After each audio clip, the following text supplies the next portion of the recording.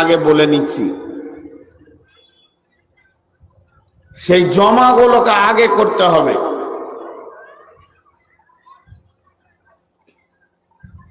আজকে কাশ্মীরে, কালকে আর কোথাও, কালকে আর কোথাও। আমার এই মুর্শিদাবাদ জেলাতে ঘটনা ঘটিয়ে দিল, সুতি থানার ভিতরে হিজাবকে কেন্দ্র করে। তো কেন? এর জন্য দোষী কে? হোমিওপ্যাথিক চিকিৎসা আছে, এলোপ্যাথিক চিকিৎসা আছে, গাছ কাটছাড়ার চিকিৎসা আছে, ঝাড়ফুঁকের চিকিৎসা আছে, আয়ুর্বেদিক আছে, হামদর্দ কোম্পানি আছে। সবাই বলছে চলে আয়, সুস্থ করে দিব। পারবেটা কে সুস্থ করতে? মুসলমানদের অবস্থা এত নীচ কেন?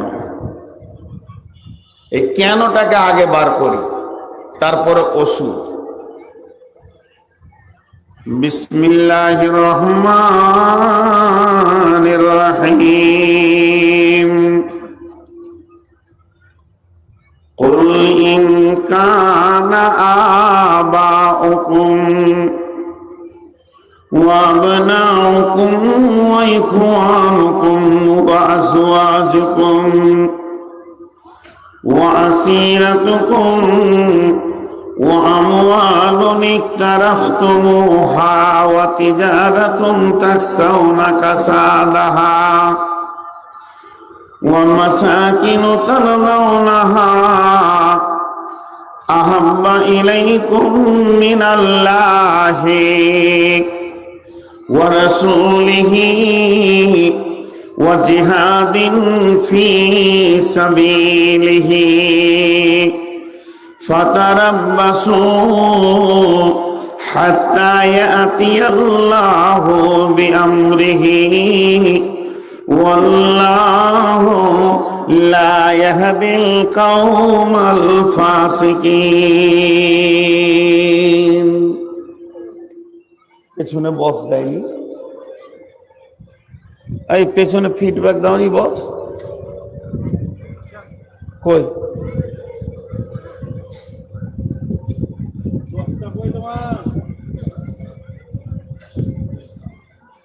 রব্বুল আলামিন বলেন, কোরআনের ভিতরে আল্লাহ বলে দিয়েছেন যে মুসলমানদের অবস্থা কখন শোচনীয় হবে। কোরআন সর্বযুগের মানুষ, কোরআন সর্বযুগের সব কথা বলে নিয়ে চলে এসেছেন। আর বিশ্ব নবী বলছেন, হে মাস, পূর্ব দিকে কালো মেঘ উঠলে বৃষ্টি যেমন হবে, তেমনি জেনে লাও ওয়া ইয়াকা ওয়াল মাসিয়া ফাইন্না বিল মাসিয়াতি হাল্লুন শাকাতুল্লাহ। মাঝরে আমার উম্মতকে যারা দুর্বল তারা কেটে কেটে সাইজ বানাবে, এদেরকে কুত্তার মতো নিয়ে দুনিয়া করবে, এদেরকে রোডের কুত্তার মতো যেখানে সেখানে মার্ডার করবে। আহ করার কেউ থাকবে না। তার তিনখানা কারণ বলেছেন নবীজি। একটা হাদিসে বলেছেন, একটা ওয়া ইয়াকা ওয়াল মাসিয়া ফাইন্না বিল মাসিয়াতি হাল্লুন সাকাতুল্লাহ। আর এক জায়গায় বলেছেন, এদেরকে যখন দুইটি রোগে ধরবে, এরা দুর্বল হয়ে যাবে, তখন অন্য জাতি এদের উপরে চড়াও হয়ে যাবে। সেই দুটি কি? হুব্বুদ দুনিয়া কারাহিয়াতিল মাউত। আর আল্লাহ রাব্বুল আলামিন বলছেন, ফাতারাব্বাসু হাত্তা ইয়াতিয়াল্লাহু বিআমরিহি ওয়াল্লাহু লা ইয়াহদিল কওমাল ফাসিকিন। অপেক্ষা করো, অপেক্ষা করো, তোমাদের কাজ আমার থেকে তোমাদেরকে বিরত করে দিয়েছে। তবে এমন একটা দিন আসবে, তোমরা অপেক্ষা করো, যেদিন তোমাদের পিঠের চামড়া বিজেপির পায়ের জুতোর হাফসুল হবে। পৃথিবীর কেউ এসে তোমাদেরকে আটকে দিতে পারবে না।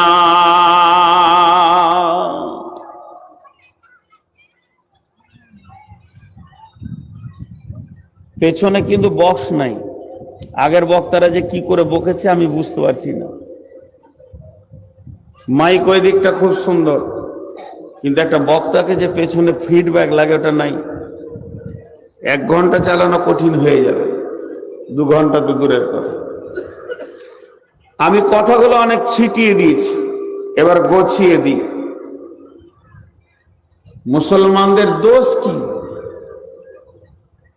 যেখানেই উঠেছে বলছে মারো, এদেরকে কমাও। আজীব একটা অবস্থা পড়ে আছে মুসলিমরা। কেন? কি অপরাধ করেছে এরা? জি, না ঘর কা না ঘাটকা, না ঘর কা না ঘাটকা, কোন জায়গায় এরা স্থান পাচ্ছে না। একটাই কারণ, প্রথম আল্লাহ বলছেন, তারপরে নবীজিটার তর্জমা করে দেব। আল্লাহ বলছেন, শোন, যখন তোরা 8টা জিনিসের প্রেমে পড়ে যাবি আর তোদের কাছ থেকে 3টে জিনিসের প্রেম কমে যাবে, তখন তোরা জেনে নিস আল্লাহর হুকুম আসমান থেকে এমন আসবে, তোদের পিঠের চামড়াগুলো তুলে নিবে। যাদের কোনো ক্ষমতা থাকবে না, এরাই তোদের উপরে কর্তৃত্ব করবে। এলো রে কাল, ভাদ্র কাল, বকরিতে চাটে বাঘের গাল। একটা বাঘ শুয়ে আছে আর বকরিতে এসে বাঘের গালকে চেটে দিয়ে চলে গেল।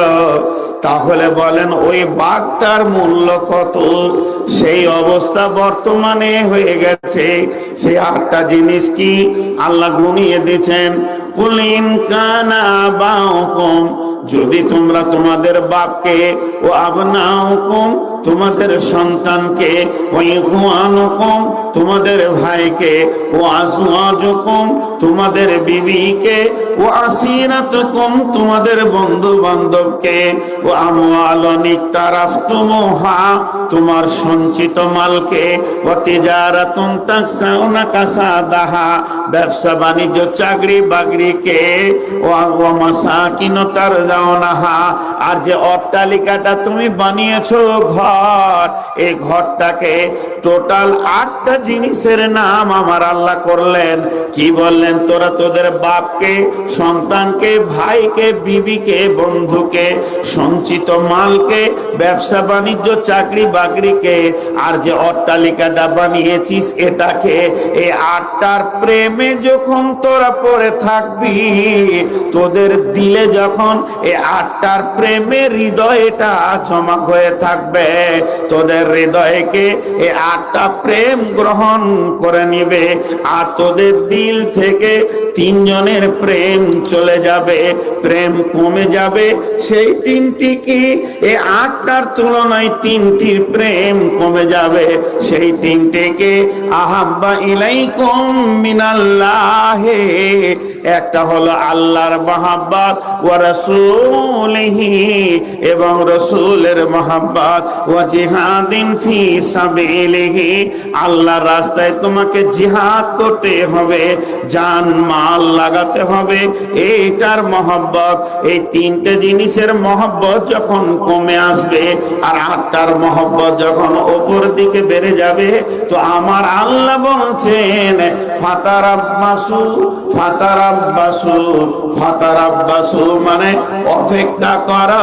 দেখা যাবে এমন একটা দিন আসবে, হাত্তা ইয়াতিয়াল্লাহু বিআমরিহি, অতক্ষণ পর্যন্ত যতক্ষণ পর্যন্ত আল্লাহর হুকুম না এসেছে।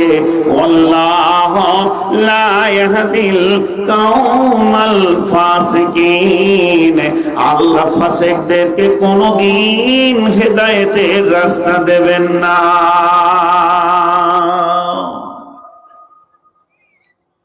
কথা কটাকে একটু ভেঙে দিই। আল্লাহ আসমান থেকে পৃথিবীটাকে দেখছেন, দেখছেন। আপনি যেমন এখান থেকে মোবাইলে আমেরিকা দেখতে পেয়েছেন, আল্লাহ পৃথিবীটাকে দেখছেন।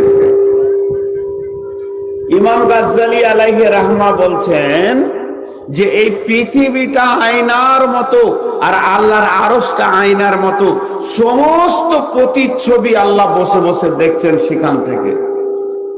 কি দেখছেন? আমি আপনাদের কথা বলছি না, আমার কথা বলছি।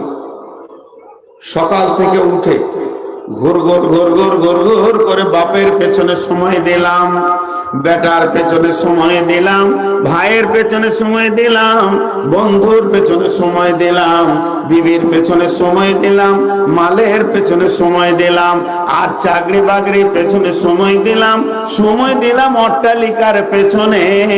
আর আমার আল্লাহ প্রতিদিন 10 বার ডাকলো, হাইয়া আলাল ফালাহ, আয় আয় আয় কামিয়াবি নিবি তো, আয় আয় আয় আয় আয় তোরা সফলতা নিবি তো, আয়। সেদিকে আমরা গেলাম না। এখন আল্লাহ কি বলবেন? আল্লাহ বলছেন ফাতারাব্বাসু, অপেক্ষা কর, একটু অপেক্ষা কর। ফাতারাব্বাসু, তোরা অপেক্ষা কর অতদিন পর্যন্ত যতদিন না আল্লাহর হুকুম তোদের কাছে না পৌঁছেছে। ওয়াল্লাহু লা ইয়াহদিল কাওমাল ফাসিকিন, আল্লাহ ফাসিক কওমকে কোনদিন হেদায়েত দেন না।